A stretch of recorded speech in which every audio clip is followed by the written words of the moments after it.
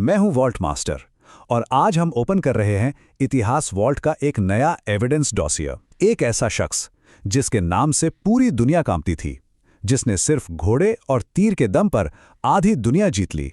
यहां कोई मिथ नहीं चलेगा, यहां मिलेगा सिर्फ और सिर्फ सॉलिड वेरीफाइबल एविडेंस। एक अकेला इंसान, एक छोटी सी कबायली ट्राइब और नतीजा ह्यूमन हिस्ट्री का सबसे बड़ा एम्पायर।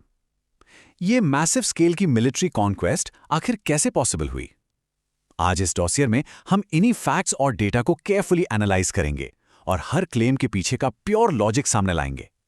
इस एविडेंस डॉसियर को हम 6 स्ट्रिक्ट फाइल्स में ब्रेक डाउन करेंगे। 1. तेमुजिन का struggle. 2. Universal ruler Chengiz Khan का राइज। 3. दुनिया का सबसे बड़ा एम्पायर। 4. उनका लेगेसी, डिस्ट्रक्शन और प्रोग्रेस दोनों। 5 ऐसे शॉकिंग फैक्ट्स जो आमतौर पर छुपा दिए जाते हैं। और आखिर में आपके रिटेंशन टेस्ट के लिए एक वॉल्ट क्विज और कंक्लूजन। शुरू करते हैं फाइल नंबर 1 से। तेमुजिन का ब्रूटल स्ट्रगल, एक ऐसा बचपन जिसने एक लोहे जैसी विल पावर को जन्म दिया। डेटा पॉइंट ध्यान से सुनिए। साल था 1162। एक बच्चा पैदा हुआ, नाम था तेमुजिन। पैदा होते वक्त उसके हाथ में एक खून का थक्का था। 9 साल की छोटी उम्र में दुश्मनों ने उसके बाप को जहर देकर मार दिया। पूरी ट्राइब ने फैमिली को अकेला छोड़ दिया। मुश्किलें यहां खत्म नहीं हुई। तेमुजिन को पकड़कर गुलाम बना लिया गया और उसके गले में एक लोहे का पिंजरा डाल दिया गया।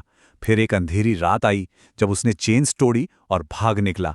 यह एस्केप आने वाली हिस्ट्री का सबसे बड़ा टर्निंग पॉइंट था। उस लोहे के पिंजरे में कैद रहते हुए तेमुजिन ने एक रिजिड साइकोलॉजिकल माइंडसेट फॉर्म किया था। मैं टूट नहीं सकता। यहां कॉज और इफेक्ट बिल्कुल क्लियर है। इस एक्सट्रीम स्लेवरी और भूखमरी ने उसके अंदर एक ऐसी सर्वाइवल इंस्टिंक्ट पैदा की जो आगे चलकर हिस्ट्री की सबसे खतरनाक मिलिट्री ड्राइव बनने वाली थी। अब आते हैं फाइल नंबर 2 पर। Universal ruler Chengiz Khan. कैसे इस भगोड़े ने पावर कैप्चर की और बिखरी हुई ट्राइब्स को एकजुट किया? तेमुजिन का एनालिटिकल माइंड समझ चुका था कि अकेले बड़ा इंपैक्ट क्रिएट नहीं होगा। उसने अलग अलग ट्राइब्स के साथ अलायंसेस बनानी शुरू की। फिर आया साल 1206। सब मंगोलियन ट्राइब्स एक मैदान में इकट्ठा हुई। इसे कुरुलताई कहते हैं, यानी एक ग्रैंड असेंबली। इस हिस्टोरिक गैदरिंग में तेमुजिन को एक नया टाइटल असाइन किया गया, गेंगिस खान, जिसका स्ट्रिक्ट ट्रांसलेशन है यूनिवर्सल रूलर, पूरी दुनिया का शासक। ये सिर्फ एक शब्द नहीं था, ये एब्सोल्यूट पावर का डिक्लेरेशन था। जंगेज खान के अंदर मंगोल आर्मी एक हाईली एफिशिएंट मिलिट्री मशीन बन चुकी थी। इसमें 4 मेजर टैक्टिकल इनोवेशंस शामिल थीं। पहला, घोड़ों की इनक्रेडिबल स्पीड। दूसरा, अनमैच्ड हॉर्सबैक आर्चरी, यानी दौड़ते घोड़े की पीठ पर बैठे बैठे परफेक्ट प्रिसिजन के साथ तीर चलाना। तीसरा, एक एडवांस्ड ग्लोबल स्पाई नेटवर्क। और चौथा, उनका सबसे lethal weapon, unrelenting psychological warfare. दुश्मन फौजें फील्ड में फिजिकली लड़ने से पहले ही मेंटली हार जाती थीं। फाइल नंबर 3 पर मूव करते हैं। दुनिया का सबसे बड़ा एम्पायर। यहां उन मिलिट्री स्ट्रैटेजीज का रियल वर्ल्ड एप्लीकेशन हमें देखने को मिलता है। एक्सपेंशन का पैटर्न बहुत कैलकुलेटेड था। पहला मेजर ऑब्स्टिकल था ग्रेट वॉल ऑफ चाइना। लोग इसे इम्पेनेट्रेबल मानते थे। जंगेज खान ने इस वॉल को ब्रूट फोर्स से तोड़ने के बजाय स्ट्रैटेजी यूज करके बाईपास किया और चाइना पर कंट्रोल एस्टैब्लिश किया। दूसरा स्टेप, ग्लोबल सिल्क रोड पर कब्जा। इन रास्तों पर कंट्रोल का सीधा मतलब था दुनिया के कॉमर्स और ट्रेड पर मोनोपोली। तीसरा, पर्शियन एम्पायर। जो शहर उनके कमांड के खिलाफ रेजिस्ट करते, उनको स्ट्रिक्टली मिट्टी में मिला दिया जाता था ताकि दूसरे शहर डर के मारे डायरेक्ट सरेंडर करें। इस मैसिव एक्सपेंशन का एक्चुअल फुटप्रिंट देखिए, 33 मिलियन स्क्वायर किलोमीटर्स। जब गेंगिस खान की मौत हुई तो टेरिटरी इतनी बड़ी थी कि आज के टाइम के 30 से ज्यादा मॉडर्न कंट्रीज उस बाउंड्री के अंदर फिट हो सकते हैं। इतना बड़ा कंटिग्यूअस एम्पायर, यानी एक साथ जुड़ा हुआ जमीन का टुकड़ा, हिस्ट्री में किसी और रूलर ने कभी होल्ड नहीं किया। चलते हैं फाइल नंबर 4 की तरफ। Legacy, destruction and progress. हम यहां एविडेंस को स्ट्रिक्टली न्यूट्रल फ्रेम से एनालाइज करेंगे। डेटा दोनों एक्सट्रीम रियलिटीज सामने रखता है। एक तरफ मास डिस्ट्रक्शन है। हिस्टोरियंस एस्टिमेट करते हैं कि करीब 40 मिलियन लोग मारे गए और हाईली एडवांस सिविलाइजेशंस इफेक्टिवली खत्म हो गईं। पर कंपैरिजन में एक मॉडर्न एडमिनिस्ट्रेशन मॉडल भी पैरेलल चल रहा था। उनके रूल में सिल्क रोड पहली बार फुली सिक्योर हुई, जिससे ग्लोबल ट्रेड बढ़ा। हर टेरिटरी में रिलीजियस टॉलरेंस इंप्लीमेंट की गई और एक स्ट्रिक्ट कॉमन लॉ बनाया गया जिसे यासा कहते थे। ये यासा अमीर और गरीब दोनों पर इक्वली अप्लाई होता था। फाइल नंबर 5 वॉल्ट से डायरेक्ट पुल किए गए डेटा पॉइंट्स। 5 ऐसे शॉकिंग फैक्ट्स जो नॉर्मली में हिस्ट्री नैरेटिव्स में मिस हो जाते हैं। पहला verified fact, 16 million. Modern genetic research prove करती है कि आज प्लैनेट पर लगभग 16 मिलियन लोग जेंगिस खान के डायरेक्ट डिसेंडेंट्स हैं।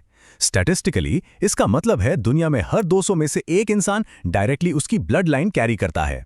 दूसरा फैक्ट, हम जो हिस्टोरिकल पोर्ट्रेट्स देखते हैं वो प्योर मिथ है। फैक्ट यह है कि गेंगिस खान की एक भी ऑथेंटिकेटेड पोर्ट्रेट या पेंटिंग उसके लाइफ टाइम में कभी बनी ही नहीं। उसकी डेथ के बाद बनाए गए विजुअल्स सिर्फ आर्टिस्ट की इमेजिनेशंस हैं। उसका रियल फेस आज तक एक टोटल मिस्ट्री है। तीसरा फैक्ट उसके बरियल से जुड़ा है। 1227 में मौत के बाद बॉडी को एक सीक्रेट ग्रेव में दफना दिया गया। दुश्मनों से उस कब्र को प्रोटेक्ट करने के लिए हजारों घोड़ों को उस एरिया पर दौड़ाया गया ताकि जमीन पर फिजिकल फुटप्रिंट का कोई निशान न बचे। 1227 से लेकर आज तक वो लोकेशन ग्लोबली अननोन है।